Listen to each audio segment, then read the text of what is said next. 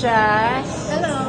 So, today, andito naman po tayo sa Boss Coffee. Nagtatagalog tayo. Parang Okay. maintindihan din tayo ng ating Okay mga, naman, oo. mga taga-Luzon friends, di ba?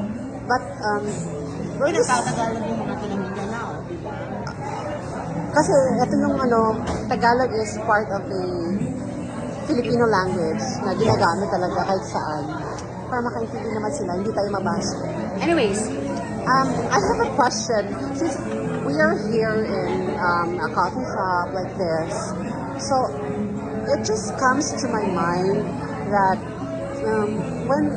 if ever you are having a special someone that that be part of your relationship in the future,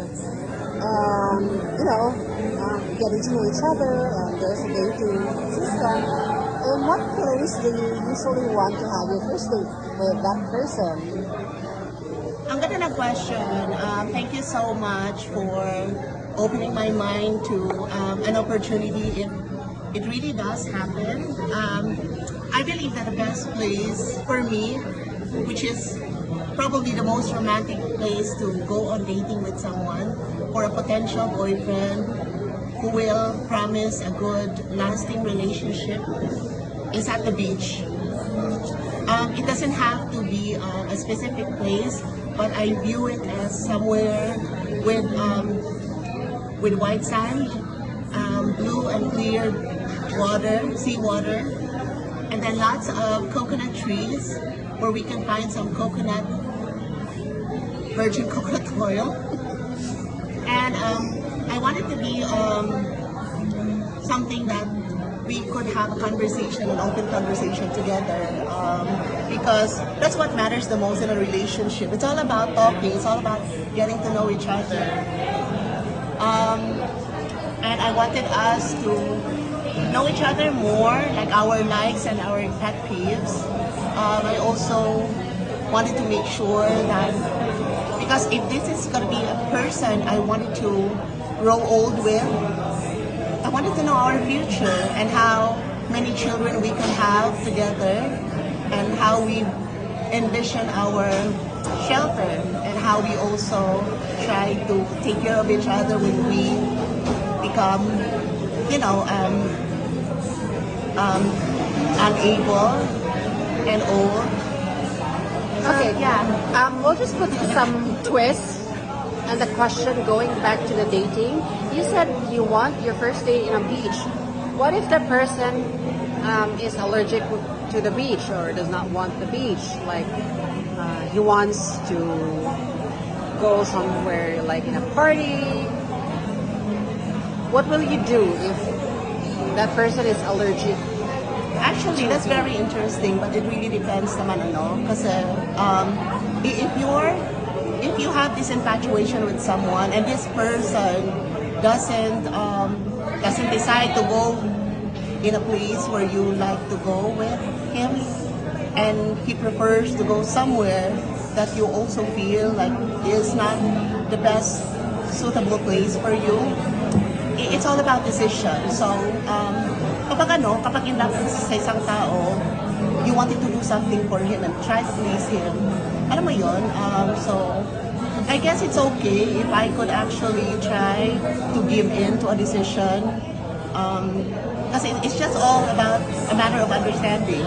If he sees me understanding his preference, and if he puts some value in it, on my decision, then that's good. But if he believes that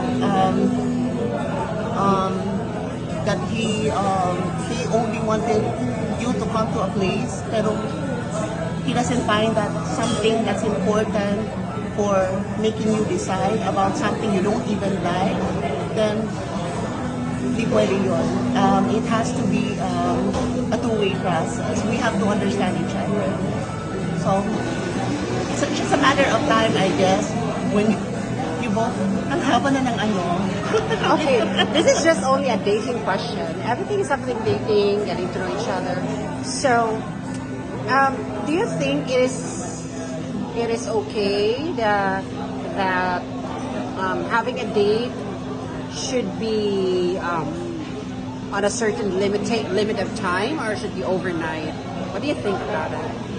You know what, Malena, when you go on dating, I didn't think time was that important, because if you actually feel like you're with the right person, and no matter what kind of activities you do together, sometimes you don't even feel like it's already evening, it's already at night, because if you were really with a special person and the person you feel you would most likely spend the rest of your life with, you would never be able to check on time, because I don't think time will be of the essence.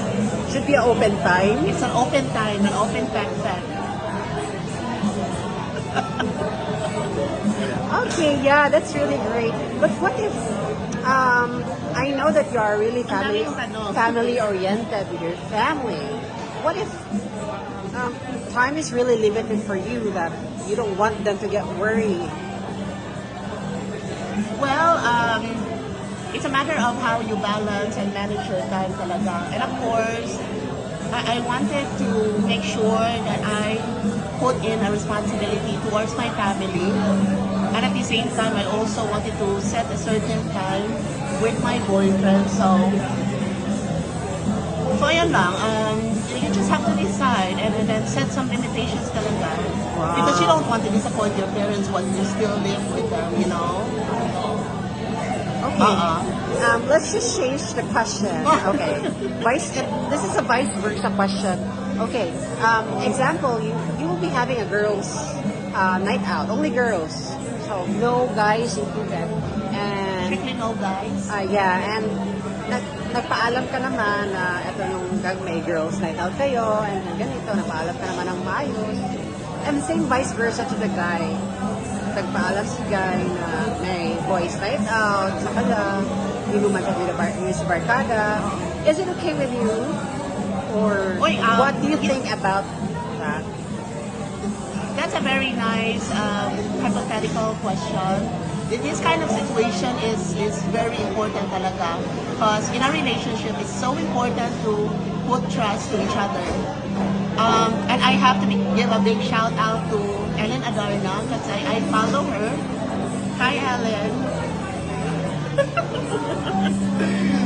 I learned a lot of things from her real talk and instant responses to some questions. She said she doesn't even check on her boyfriend's messages.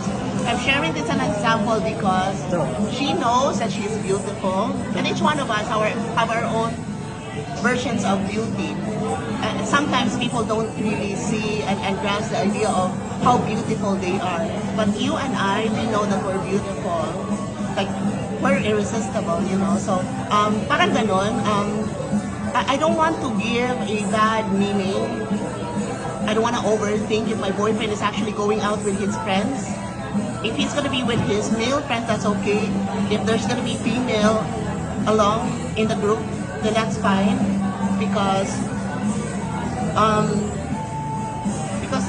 if I trust him and I put my 100% confidence in all the things that he do, and if he comes back home, so okay lang yun. For as long as he comes back home with me, safe, wala siyang dinadalang sakit. Ayun. What if there's a spill the tea? Well, of course, Some of the days passed by, biglang mag-spill the tea. Someone of his friend. You can tell naman Maleinah kasi pag gano'n na talaga yung mangyayari. So, of course, you have to let go with instinct na lang people. talaga. Oo. So, I wanted to be treated the same way Basic too. instinct. If I feel like I feel the need to have a night out with my female friends. So, yeah, please don't bother me. Make me enjoy a time with my girlfriends, of course. So if he can give me that kind of trust, confidence, and the comfort that I will be alright, so parang ganon. But of course, if time will come and I feel like he's already changing, parang he doesn't have time for me, so it's up to you if you wanted to decide whether or not you have to really pry on anything that he does. But for me, because I love myself too much, I don't want to think about negative things. But of course, it's very unavoidable. So you just have to talk to your partner about it. Hey, Ilang minutes na ba? it's already 10 minutes. And thank you so much for the time. You're welcome, With this Maleinah. interview.